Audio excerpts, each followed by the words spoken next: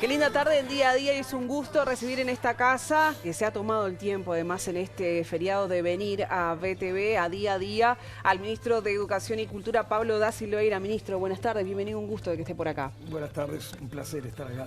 Bienvenido con ustedes. Hay diversos temas que queremos abordar en estos minutos, en esta charla con Día a Día. Por ejemplo, bueno, lo que está sobre la mesa y se viene trabajando desde hace mucho tiempo es la transformación educativa que ha impulsado este gobierno. Queremos, si es posible, que nos haga una especie de balance de cómo viene funcionando esta aplicación que se ha realizado por estos meses. Bueno, estamos muy conformes en el sentido de que el paso en el que se vienen haciendo las cosas es el que nosotros preveíamos después de la pandemia, ¿no? Porque esto hubo que empezar de nuevo, claro. Sí. Todas las planificaciones que teníamos en marzo de 2020 las guardamos en un cajón y arrancamos de nuevo. Pero una vez que por suerte se arrancó. Y por suerte se arrancó. Y el año pasado terminamos con una cosa muy nueva y muy importante, que es todo un rediseño curricular. Primero sí que está hecho en base a competencias, que es como hoy el mundo piensa estas cosas. Pero lo que es importante es que está pensado desde que el chiquilín entra al sistema educativo hasta que termina la educación media básica. Y nunca en Uruguay habíamos hecho eso.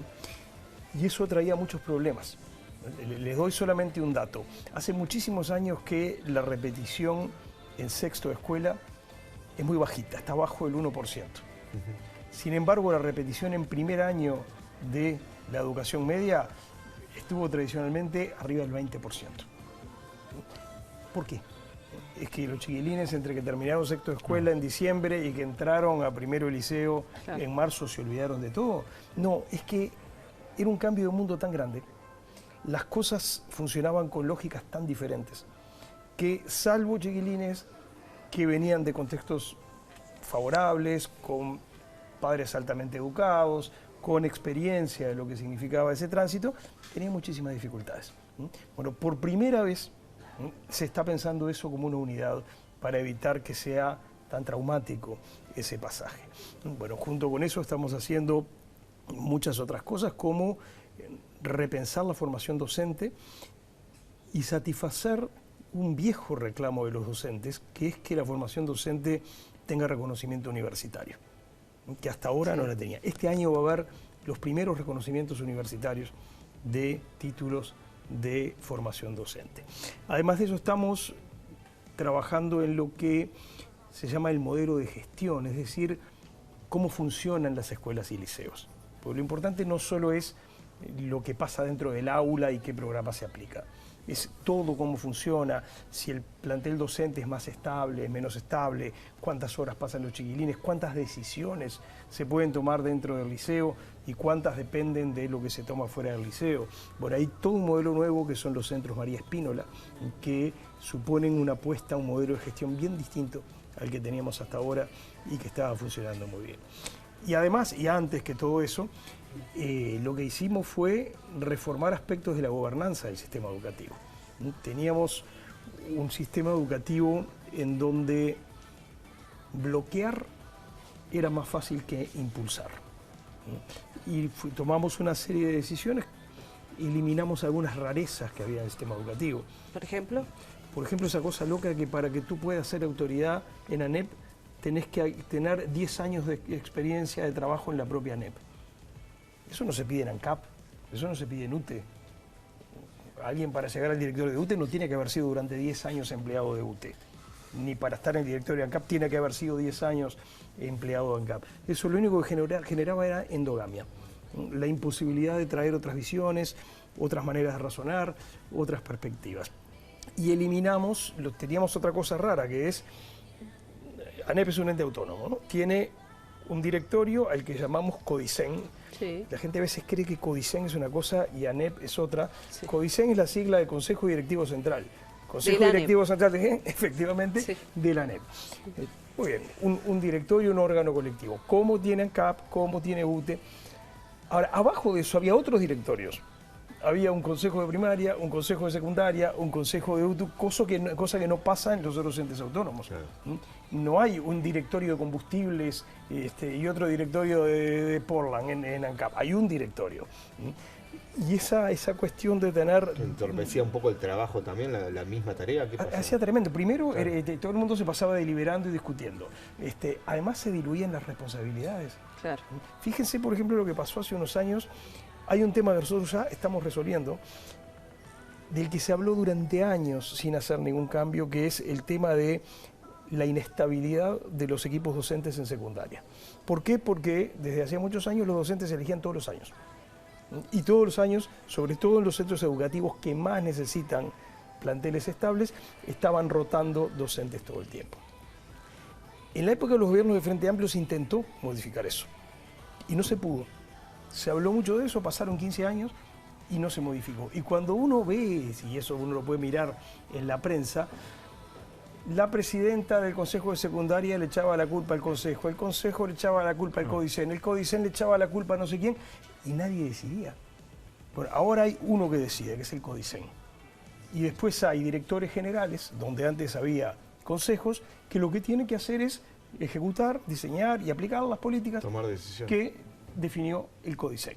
En este momento ya tenemos elección por 3 años en una cantidad grande de departamentos del Uruguay y vamos rumbo a generalizarlo y lo tenemos en todos los María Espínola, estén donde estén. Entonces, cuando uno simplifica la estructura de funcionamiento, se hace más fácil hacer y menos fácil impedir. Exactamente al revés de lo que pasaba antes. Justamente siendo los docentes también protagonistas de todo esto, se generaron resistencias, hubo polémica y demás. Al día de hoy, ya con todas las cartas sobre la mesa, ya con el funcionamiento en diversos centros de estos cambios, de esta reforma, ¿cuál ha sido la devolución? De todos modos se dice, bueno, al principio íbamos a resistir a este cambio, pero ¿alguno ha manifestado públicamente o a través de algún organismo de que realmente era válido y era necesario un cambio en este país? Yo creo que lo primero que hay que hacer es no confundir docentes con sindicatos docentes. Claro, no, yo me refiero a docentes en este Sí. caso. Los docentes, no es verdad que haya habido una gran resistencia. Hubo, y en cierta medida hay todavía, la incertidumbre normal, razonable. A lo desconocido, a lo nuevo. Cuando se empiezan a cambiar cosas y uno lo sabe, que es perfectamente legítimo y que es un desafío de las autoridades, ir respondiendo e ir convirtiendo las inseguridades en seguridades, las incertidumbres en certezas. Eso es parte de todo un proceso de cambio. Pero, por ejemplo, en este verano pasado, miles y miles de docentes hicieron voluntariamente los cursos online que se previeron para que los docentes se prepararan para empezar a funcionar en el nuevo esquema curricular. Si hubiera habido una gran resistencia, ¿no los hubieran hecho? Y los hicieron con una responsabilidad bárbara y llegaron a marzo mucho mejor preparados de lo que hubieran estado si no hubieran tomado esos cursos. O estamos teniendo, por ejemplo, muy buena respuesta en el tema de la formación docente universitaria, las becas que estamos ofreciendo para la formación docente universitaria. O sea, cuando uno mira los grandes números, no es verdad que haya una gran resistencia. Y de hecho en el mano a mano uno escucha muchas cosas. Che, al fin se puso la elección de horas por 3 años. Claro. No podía ¿Se ser tiene que idea más o menos de qué porcentaje se habla de esa resistencia? No, lo que pasa es que el discurso de resistencia a los cambios viene sobre todo de algunas dirigencias sindicales. Y te digo más, de algunas dirigencias sindicales. Porque no todos, no hay que confundir ni a todos los sindicatos de la enseñanza ni a todos los dirigentes de la enseñanza. Hay algunos dirigentes de la enseñanza cuyo negocio es oponerse. Es una manera de tener visibilidad, es una manera de generarse espacios, en fin. Pero eso no significa que eso sea lo que esté pasando en el día a día en las escuelas y en los liceos. Acá se acaba de hacer, por ejemplo, una renovación fantástica de directores. Y la gente concursó y se presentó. Por primera vez se hizo además por concurso de oposición, la gente se presentó, concursó y hay mucho entusiasmo. Hay mucho entusiasmo en los centros de formación docente de todo el país por adaptarse a estas nuevas condiciones que van a permitir que finalmente los docentes tengan un título con reconocimiento universitario. Entonces yo te diría, si uno mira qué pasa con las reformas educativas en el mundo, incluso si uno mira lo que pasó con otras reformas educativas en Uruguay en otras épocas, yo diría hay menos resistencia, no más. Después lo que hay es ese fenómeno de algunas dirigencias que creen por X razones, que lo mejor que pueden hacer es oponerse y decir que todo está mal y decir, como vienen diciendo desde el principio, que nada va a funcionar. Eso empezó, yo me acuerdo cuando nosotros empezamos, si ustedes se acuerdan, pero Uruguay fue el primer país que cerró las escuelas y liceos cuando la pandemia y fue el primero que las abrió. Y cuando uno mira ese periodo, es de los países que estuvo menos tiempo cerradas las escuelas y liceos. Cuando hicimos un plan muy cuidadoso de apertura, que empezó por las escuelas rurales, que eran las menos conectadas y las menos expuestas al contagio, y después se fue extendiendo, salieron dirigentes sindicales a decir públicamente que eso era impracticable y que no iba a funcionar. ¿Funcionó? Y dijeron que iba a terminar el año, discúlpame, que iba a terminar el año 23 sin que se pudiera terminar el rediseño curricular, que abarca desde el comienzo de los estudios hasta el final de la educación media básica. Se terminó. Hay cada cosa que dijeron que no se iba a poder hacer, se pudo hacer, pero insisto, eso es un grupito. No, Oliva, estaba recordando algunos episodios como ciertos tintes violentos que han habido en centros educativos, sin ir más lejos, está el caso de Liaba. ¿Los entiende hoy que pasó un poco ya el tiempo como hechos aislados o los entienden marcados en algún tipo de manifestación política? Estamos mezclando, o tengamos cuidado de no mezclar cosas. Hay un tema que es el tema que se armó en el IABA, con el tema del salón gremial y todo lo demás, que tuvo cierto grado de conflictividad, pero yo no lo calificaría de violento, no fue violento. Y después ha habido algunos episodios raros, muy raros, de violencia adentro y en los entornos de centros educativos, iniciadas por grupos de gente que llega de afuera del liceo. No son los estudiantes los que empiezan eso. Es un poco raro que en poco tiempo, en varios lugares, haya ocurrido lo mismo exactamente con la misma metodología. Si me preguntás cómo se explica eso, no sé.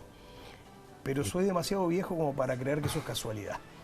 Claro. La contención psicológica que también se ha puesto sobre la mesa en base a estos episodios que sí se han generado dentro de centros educativos, ¿está bien satisfecha a nivel educativo? Los centros todos los centros del país podemos decir que cuentan externamente o dentro del instituto con contención psicológica para hacer frente, por ejemplo, a temas de violencia que no todos tienen que ver con violencia dentro de los centros educativos, tal vez asistencia ante un evento familiar o demás. Le pregunto esto porque también el otro día se dio un episodio en la Escuela Brasil donde un niño le corta las falanges a otro compañero simplemente por no dejarlo salir del aula y le cierra. Pobre chiquilín y su familia, yo no diría le corta la falange, cerró una puerta con la consecuencia de que un compañero perdió, porque dicho así parece que muy bien querido. Capaz que no lo expresé bien, pero de todos modos le cierra la puerta por no dejarlo salir del aula. Son niños en definitiva, pero por el grado de querer no dejarlo pasar generó esta situación bastante compleja. A ver, la contención psicológica no es suficiente, pero eso no es un problema de hoy, eso es un déficit que viene de bastante tiempo, porque hubo un cambio. Cuando yo era chico no había contención psicológica ni en las escuelas ni en los liceos. Sí había familias más estructuradas, más capaces de contener a sus hijos, vínculos que por X razones, no sé si funcionaban mejor o peor, pero funcionaban. Lo que pasó fue que fueron apareciendo nuevos problemas sociales. Claro. Que tienen que ver con un montón de factores súper complejos y súper difíciles de analizar, y empezaron a pasar en las escuelas y en liceos cosas que antes raramente pasaba o no se percibían. Creo que había un poquito de las dos cosas. Y ahí el sistema educativo empezó a registrar la necesidad de incorporar gabinetes, de incorporar asesoramiento psicológico. Ahora, esa respuesta ha sido muy insuficiente durante años. Y sigue siendo insuficiente. Yo diría, lo que hay hoy son las autoridades de ANEP que están muy preocupadas por el tema y trabajando mucho para mejorar eso. ¿Se podría llegar a revertir esto que históricamente viene pasando? Y bueno, yo creo que es una... ¿Es intención de revertirlo? A ver, hay una metáfora que no es mía, es de Leandro Folgar, el presidente de Ceibal, y que a mí me gusta mucho, que dice, mirá cómo eran las carreras de autos hace 50 años. Estaba el tipo que manejaba, y en cierto momento había el campeón de ruedas, llegaba, entonces había un mecánico que ponía el gato, sacaba la rueda, y mientras tanto el piloto tomaba algo, y todo eso llevaba 15 minutos y arrancaba. Hoy, en una carrera de Fórmula 1, las 4 ruedas de un auto se cambian en poquitos segundos. pero no hay un mecánico. Hay como 50. Y cuando entran el auto a los boxes hay 3 mecánicos por rueda, más otro adelante, más otro no sé qué. A medida que las cosas se complejizan, hace falta equipos humanos más completos y más diversos para responder a eso. Bueno, un poquito eso es lo que pasa con la educación. Hace un siglo la educación era una maestra en cada salón de clase y una directora, básicamente. Y no hacía falta más que eso. Hoy cada vez hace falta más cosas y yo creo que tenemos que asumir como un dato que en el futuro las escuelas y los liceos se van a parecer más a los talleres actuales de la Fórmula 1 a que cómo era la cosa hace un siglo. Entonces, estamos en ese proceso. Ya llegamos al punto, no llegamos al punto máximo al que tenemos que llegar. Ahora, es un proceso y tenemos que entender que el contexto va cambiando y que es una historia que está transcurriendo. Tenemos que tener claro que tenemos que actuar, tenemos que ver qué es lo que falta, no nos tenemos que desesperar ante lo que falta, pero tampoco nos tenemos que anestesiar ante lo que falta. Tenemos que seguir trabajando. Queremos hablar de cultura, nos quedan pocos minutos, pero son varios temas y la charla nos entretiene. Porque el Ministerio de Educación y Cultura uno siempre tiende a hablar de educación y no de cultura, ¿no? De las iniciativas a destacar, voy a quedarme con lo que tiene que ver, o por lo menos por el contexto del Día del Libro, que es el próximo viernes. 26, la segunda suelta que se va a realizar a nivel nacional. Por favor, cuéntenos de esta iniciativa que me parece sumamente interesante y además para invitar a la ciudadanía que participe. Deja un libro, llévate un libro. Sí, esta es una cosa muy linda también que teníamos prevista hacer desde el momento que asumimos y la pandemia nos obligó a postergar. Entonces hicimos la primera edición el año pasado, esta es la segunda. La idea es cómo festejar el Día del Libro y estamos sumándonos a una cosa que no inventamos nosotros, que existe en otros países y que tiene que ver con el hecho de que muchos de nosotros tenemos en nuestras casas algunos libros que nadie lee. Porque uno lo leyó y lo terminó y quedó ahí y no es un libro para consultar varias veces, porque a uno se lo regalaron y nunca lo leyó o lo que sea. Ahora, un libro que pasa años en un estante es como si no existiera. Es igual que si no existiera.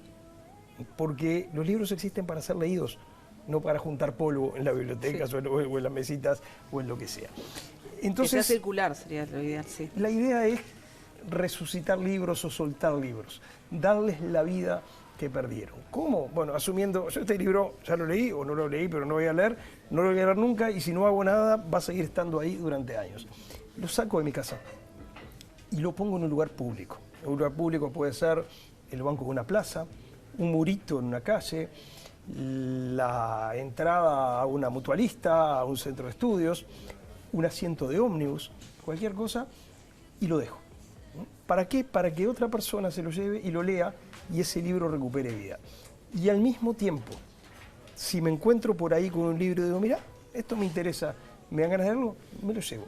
De ahí el lema, deja un libro, llévate un libro, que importa aclarar porque a veces se entiende mal, eso lo hemos descubierto ahora, hay gente que cree que es, solo puedo llevarme un libro si dejo un libro. No es así. Te invitamos a hacer las dos cosas. Claro, que la iniciativa te incentiva a decir, bueno, capaz que ir y tener un libro que me interese, pero así mismo, como dice usted, ¿no? Dejar libros que... Claro, pero si no tengo ningún libro en mi casa, o si me olvidé y salí, igual puedo llevarme uno. No hay una condición. Y lo lindo de esto es que es el salto que hemos dado de la primera edición, el año pasado, a esta segunda edición, donde tenemos un montón de aliados que se sumaron a la iniciativa. Por ejemplo, casi todos los shoppings del país, que van a soltar libros en los corredores de los propios shoppings, los locales de McDonald's. Ya tuvimos el año pasado y volvemos a tener este año CUTSA y ANETRA, que es una asociación que agrupa a unas cuantas empresas de ómnibus interdepartamentales. Bueno, el viernes va a haber gente que se va a subir en Montevideo para tomarse un ómnibus a Durazno y cuando llegue a su asiento va a encontrar un libro. Claro, tiene unas horitas por delante, que aproveche y lo mire. Y por supuesto, el gran aliado en esto, la Cámara del Libro, que entre otras cosas dona, porque esta es una parte que no conté, para poner en marcha esto, de mañanita, nosotros desde el Ministerio vamos a soltar un montón de libros. Claro. ¿De dónde salen? Disparador. Claro, y para que la gente salga y diga, mira, ahora me acuerdo de lo que es esto, es hoy. Entonces, ¿De dónde salen esos libros? Bueno, hay una parte que son libros que tiene el ministerio porque le donan, porque están guardados en depósitos que no se han usado y es hora de moverlos. Lo que pasa en las casas también pasa en el ministerio. Otros son libros impresos por el ministerio o por la Biblioteca Nacional. Y después hay una cantidad muy grande de libros que donan las editoriales que conforman la Cámara del Libro. Y donaciones de distintos tipos. Entonces, en estos días estamos repartiendo esos libros. Por ejemplo, nosotros creamos el Sistema Nacional de Bibliotecas Públicas, que está coordinado desde la Biblioteca Nacional. Todas las bibliotecas públicas de todo el país están recibiendo cajas con libros. Las direcciones de cultura de los gobiernos departamentales.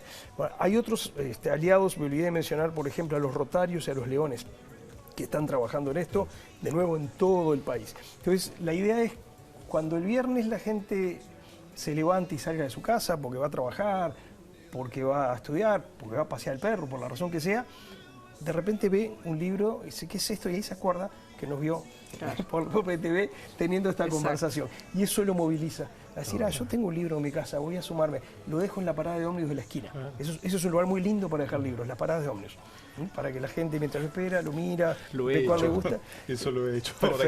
Una vez limpiando la biblioteca de casa, fui dejando libros por 18 de julio en las distintas paradas. Claro, es un lugar bárbaro porque la gente tiene un ratito hasta que viene el ómnibus. Entonces puede mirarlo, elegir el que más le interesa y se sube al ómnibus con el libro. Totalmente. Bueno, ministro, ha sido un gusto esta charla. Nos quedamos con temas, obviamente, acá en el tintero para conversar con usted. Va a ser motivo de cualquier visita en cuanto sus tareas se lo permitan. Ha sido muy amable por su tiempo, por compartir esta mesa de trabajo y plantear temas de actualidad que nos interesan no solo a nosotros como comunicadores y periodistas, sino también a la ciudadanía. Así que muchas gracias. Gracias a ustedes por la charla tan linda. Hacemos una pausa en Día a Día y ya regresamos.